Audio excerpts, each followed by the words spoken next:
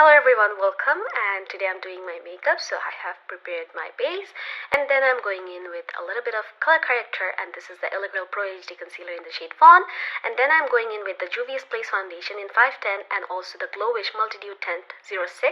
So mixing it up in my hand, and later I will be applying it with a sponge in my face. And if you're doing your makeup and your neck is visible, then make sure to drag your foundation a little bit in your neck area too. You don't want to make it look like that you're wearing a mask. Then taking the concealer, this is the Juvia's Place concealer in the shade 16 and 23.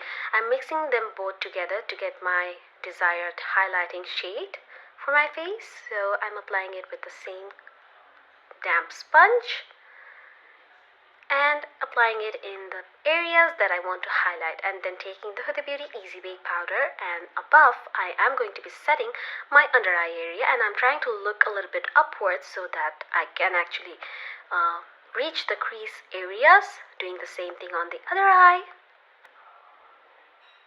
and rest of the face.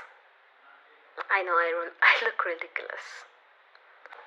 Time to do the eyebrows. Here we go. And now I am going to be using the P. Louise Mama Mitchell Acid Rain Collection Blank Canvas Base as my eye primer.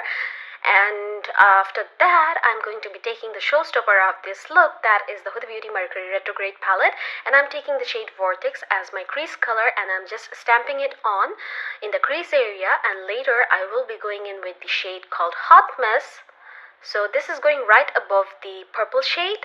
And later, this is the sort of rosy color that we have in the palette, and to blend it out more, I'm going in with the lilac shade, and this is going to be creating a very nice gradient in the eye look. Now I will be taking a little bit of beige color from the palette too, and then I'm going to take a wipe with a little bit of petroleum jelly to clean out the lid, and again going in with the paste to kind of create the perfect cut crease look. And now comes the best part of the look, that is this AQUA eyeshadow from the palette. This is just so beautiful and I just love it. And after applying it in my eye area, I'm just taking the same Vortex shade to kind of merge out the outer V, and then using the Huda Beauty Lifeliner Quick and Easy, and I'm going to be finishing off the rest of the look. Here we go.